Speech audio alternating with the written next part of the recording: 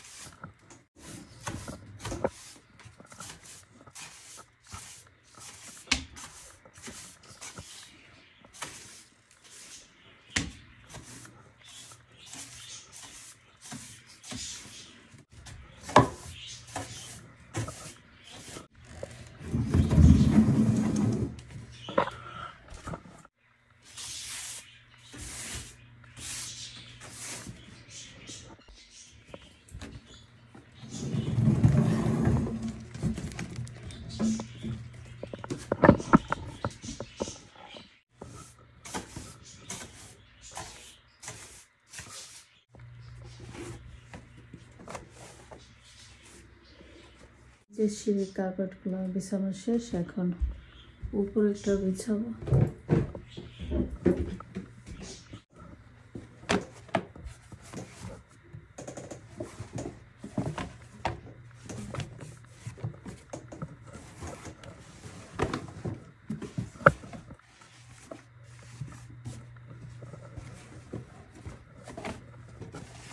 পুরো সিঁড়ির কার্পেট বিছানো শেষ। এখন হচ্ছে আমি এই যে গাছে পানি দেব। 1 সপ্তাহ পর পর এই গাছে পানি দিতে হয়। প্রতিদিন দিলে আবার গাছ মারা যাবে।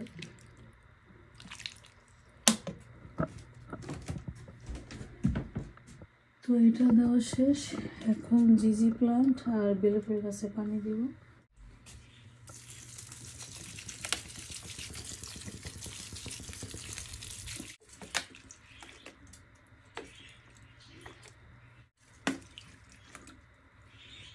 বেলে ফুল গাছ, জিজি প্লান্ট পানি দেওয়া শেষ। এখন আবার কিচেনে কাজ আছে। আমি এখন গ্যাস স্টোভটা ক্লিন করব। আমি সিঁড়ি ক্লিন করার আগে আমি হেভি ডিউটি স্প্রে আমি দিয়ে গিয়েছিলাম গ্যাসের উপরে। আর এই যে দেখতে পাচ্ছেন এখন ভালোভাবে এটা মেল্টেড হয়ে গেছে। তো এখন আমি ক্লিন করে নিব। ইদানিং লিবানের জন্য মিল্ক গরম দিয়ে দেখা যায় মিল্ক কী হয় পড়ে যায়। এর বেশি আমার খুব বেশি একটা ডার্টি হয় না গ্যাস স্টোভ।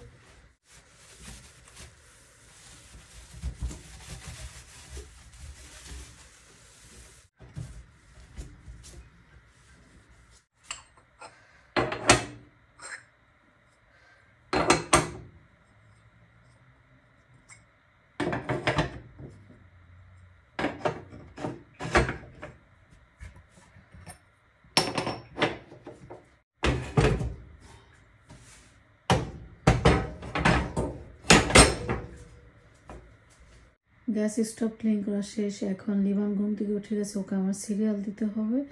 দেখতেই পাচ্ছেন এখন 10টা কত বাজে, 53 বাজে। তারপর আমার জন্য ব্রেকফাস্ট রেডি করব। ব্রেকফাস্ট খাওয়ার পর আমি বেডরুম, তারপর ফাইম লাভিং রুম, এগুলো হচ্ছে আমার বেডশিট চেঞ্জ করতে হবে, তারপর রুম ক্লিন করতে হবে। আপনারা আমার সাথেই থাকবেন, দেখতে থাকবেন। High high লিবান। লিবানি যে এখন সিরিয়াল খাবে। তো লিবানের সিরিয়াল খাওয়া শেষ হবে, আবার আমি ক্যামেরাটা অন করবো। লিবানের ব্রেকফাস্ট করা শেষ। এখন আমার জন্য ব্যাগেল আমি গরম করে নিচ্ছি। আর আপনাদের ভাইয়া ও এখন ব্রেকফাস্ট করবে না, ও এখন ঘুমিয়ে আছে। ও সকালের ফাইমের স্কুলে ওকে দিয়ে এসেছে। আজকে ফাইমের স্কুল বাসটাও মিস করেছে, ওর লেট করে ও ঘুম থেকে উঠেছে এই জন্য। তো এখন যদি ওর জন্য আমি আবার ব্যাগেলটা রেডি করি, দেখা যাবে ব্যাগেল যদি গরম গরম না খায় দেখা যায় এটা পরে শক্ত হয়ে যায়। ব্যাগেলটা গরম হওয়ার পর ব্যাগেলে আমি ক্রিম দিয়েছি। যে ব্যাগেল খাবা না, এখন ও কোনো কথা শুনবে না। আমার ব্রেকফাস্ট করা শেষ, এখন আমি সেকেন্ড ফ্লোরে যাব, বেকুম নিয়ে যাচ্ছি। বেকুমটা আমি এখানে রাখলাম, আগে আমার বেডরুমের বেডশিটটা আমার চেঞ্জ করতে হবে।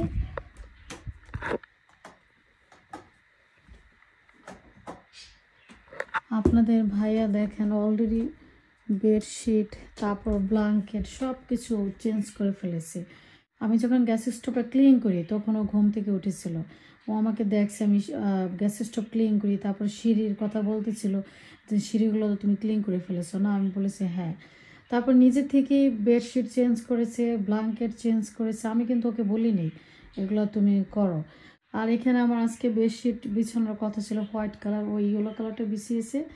আর ব্ল্যাঙ্কেট এটাও রেখেছে, বাট এটার বেডশিট আছে, এটা ও বিছায়। আর এটা হচ্ছে আমার 4 তলা বাড়ি। এই বাড়িতে একা পরিষ্কার করাটা যে কষ্ট, হেল্পিং হ্যান্ড নাই, নিজেদের কাজগুলো নিজেদেরই করে নিতে হয়। দেখবেন যত বড় বাড়ি পরিষ্কার রাখাটা খুবই কষ্ট। এখানের এখন কার্পেটটা আমার ক্লিন করতে হবে। কার্পেটটা ও ক্লিন করে নাই, জাস্ট বেডশিটটা ও ইয়ে করেছে।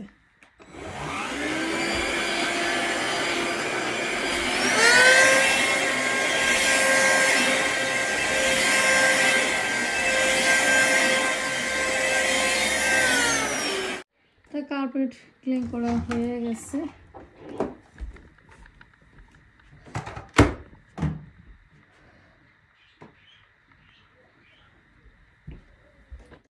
এই রুমের বেডশিটটাও চেঞ্জ করেছে, তারপরে এই যে ব্ল্যাঙ্কেট চেঞ্জ করেছে। আর এই ব্ল্যাঙ্কেটের কথা আমি কি বলবো, একদিন আমি এটা ওয়াশিং মেশিনে ওয়াশ করার পর কেমন জানি হয়ে গেছে, খুবই খারাপ লাগে। এবার আমার বাহিরে, এবার এই যে দেখেন বাহিরের কি অবস্থা, স্নো পড়ে আছে।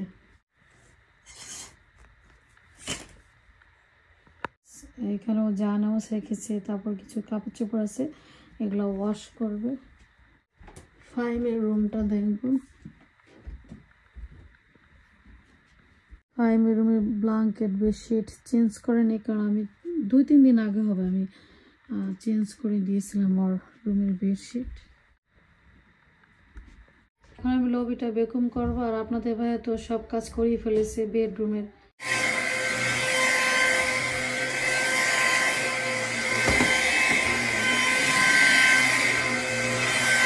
ক্লিন করা শেষ, এখন আমি ফার্স্ট ফ্লোরে যাব।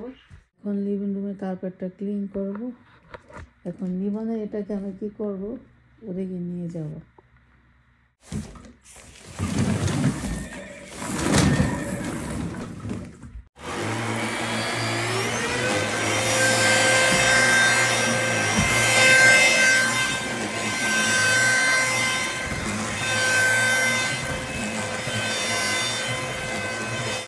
কার্পেট ক্লিন করার পরে আমি ম্যাট 2টা বিছিয়ে দিলাম।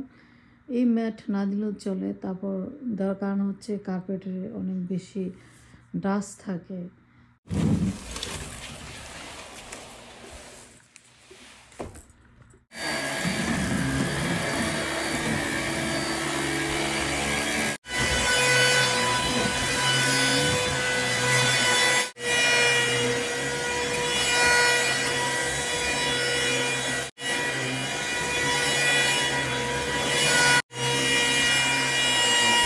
এখন আমার সব ক্লিন করা শেষ। আমি সোফার প্রত্যেকটা কভার খুলে আমি ক্লিন করেছি অফ ক্যামেরাতে। আমার পছন্দের দোলনা, আমি বসার টাইমই পাই না, আমি কাজ করতে করতে দেখা যায় আমার রাত হয়ে যায়। আবার রাতে যখন বেডে যাই কখন সকাল হয়ে যায় তাও বলতে পারি না। এখানে আমার বসার মতো আমার টাইম থাকে না, দেখা যায় মাঝে মাঝে একটু ফাইন বসে, এই পর্যন্তই। অফ ক্যামেরাতে আমি ডাইনিং টেবিলটা আমি ক্লিন করেছি, তারপর এই যে সার্ভিং টুলি এটাও আমি ক্লিন করেছি। আজকে এটিকটা ক্লিন করলাম না, তবে এটিকটা 2-3 দিন আগে ক্লিন করেছিল আপনাদের ভাইয়া। আর আমি একদিনে পুরো 4 তলা বাড়ি ক্লিন তো করতেই পারি না। আপনাদের ভাইরে বলিতেছেন এত বড় বাড়ি ক্লিন করাটা খুবই কষ্ট। এটা এখন রান্না করবো, আপনারা আমার সাথেই থাকবেন, দেখতে থাকবেন। দুপুরের জন্য রান্না করবো খুদের বোয়া। আর খুদের বোয়ার সাথে দেখতে পাচ্ছেন আমি কিছু মুসুরি ডাল অ্যাড করেছি। আমি কখনই ডাল অ্যাড করিনি, তবে কিছু আপুদের দেখি তারা মুসুরি ডাল, মুগ ডাল তারা অ্যাড করে, তো আজকে আমিও অ্যাড করলাম। আর আজকে এটা রান্নার কারণটা হচ্ছে আপনাদের ভাইয়ার কারণে। ওই দিন আমার আম্মু আমার জন্য খুদ এনেছিল বাংলাদেশ থেকে। ওই দিনে ও বলেছিল যে রোজার আগে একবার খুদের বোয়া রান্না করো, তারপর কিছু ভর্তা করো। তো ওর কারণে আজকে আমার রান্না করতে হচ্ছে। আর এই যে বেগুন নিয়েছি, বেগুনটা ভর্তা করব।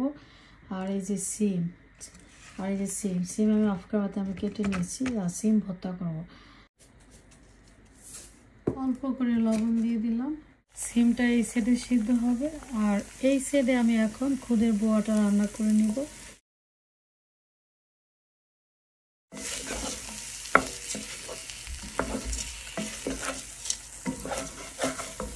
এবার পানি দিয়ে দিচ্ছি।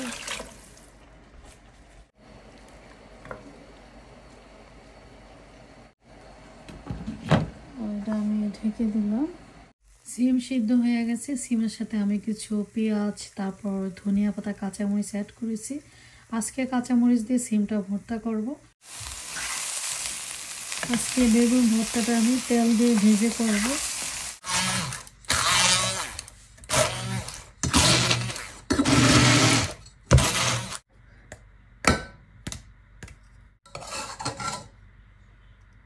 আমি বেগুনটা ভর্তা করে নিচ্ছি।